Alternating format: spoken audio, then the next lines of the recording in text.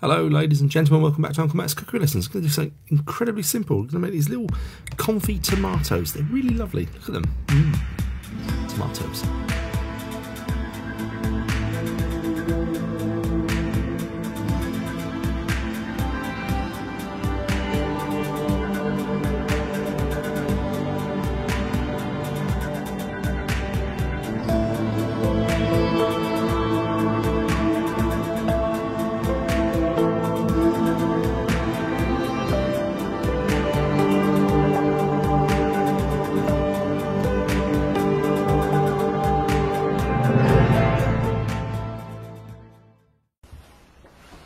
Hi there, going to do something very, very simple and really lovely with tomatoes. These happen to be cherry tomatoes, but this will work with any tomato at all. I'm going to dry them in my oven. I'm going to add a little bit of flavour, got some thyme and some garlic. It's going to be incredibly versatile. This is one of the most easy things you will ever make. It's really not really even cooking, it's just cutting some stuff up and popping it in a very low oven and then going about your day, and then a few hours later you have these wonderful things. And that's it. Hope you like this one. Alright. This couldn't be easier. I'd just like to give my tomatoes a bit of a wash.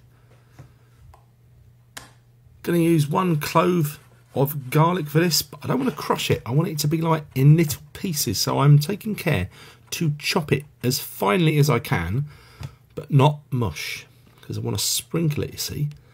That's some thyme. I'm going to pick that.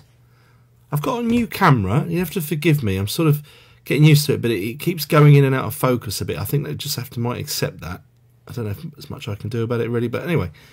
Right, here's cherry tomatoes. I'm going to cut them in half. Here's one way of doing it. Some of you might be a bit squeamish. Don't worry, I didn't cut myself. But yeah, just sort of hold them down in place and run your sharp knife through. If you don't know how to sharpen your knife, go back. I did a video on that a little while ago. Here you go, showing you another angle. And I say I'm not getting it perfectly. Oh, going a bit up there.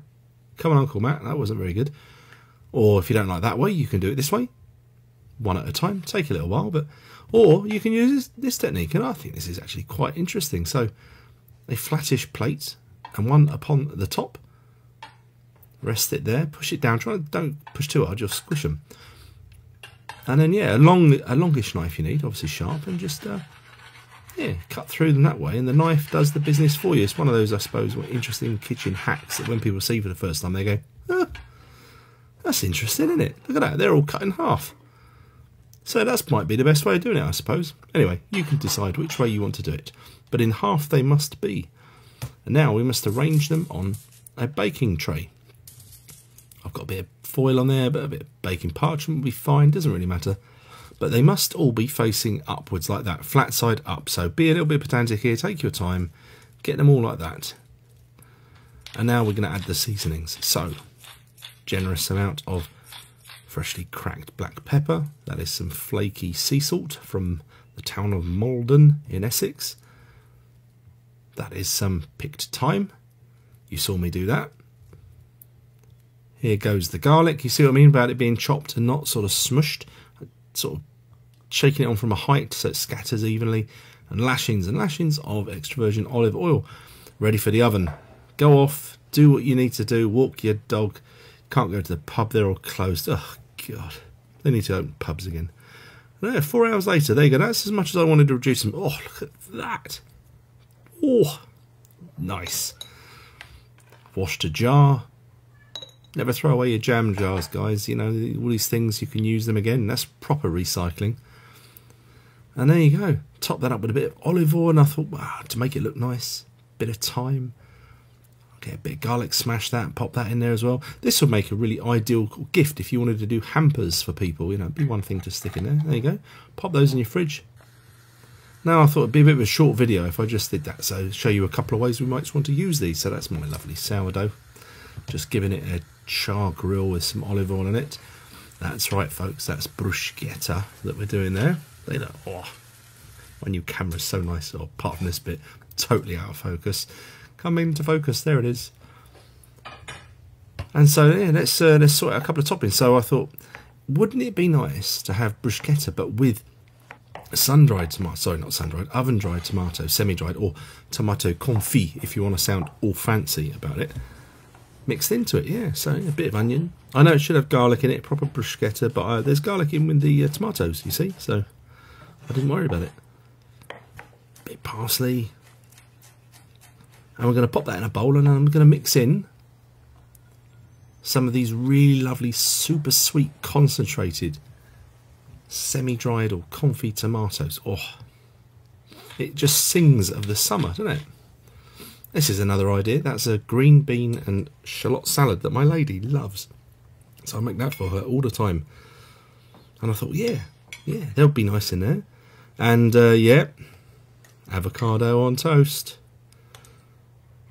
How posh is that? Oh.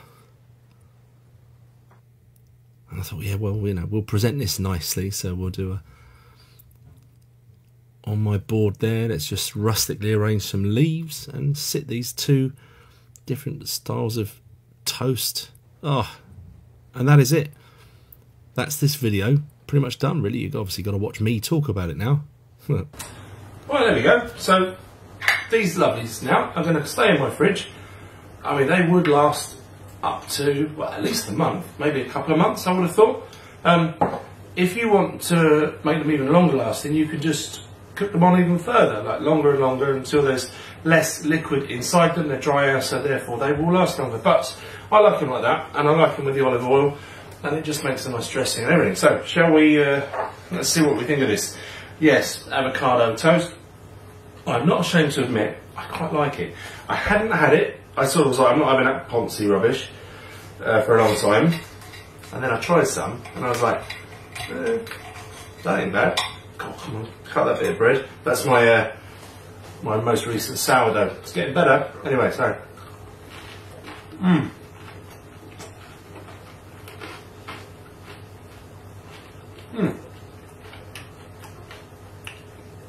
Yummy.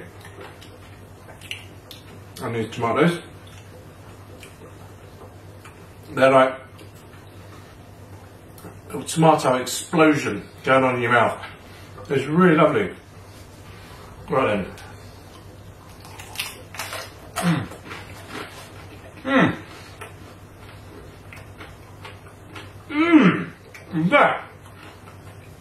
That's a winner. Never tried that before. Oh, it's lovely. Fresh tomato and the sun-dried tomato together, or sun-dried, you know, oven-dried. Oh, beautiful.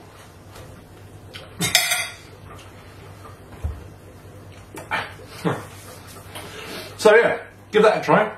Make your own little semi-dried tomatoes, and people are going to say, they're really nice. Well done you. Anyway, that's it. See you next one coming real soon. Bye.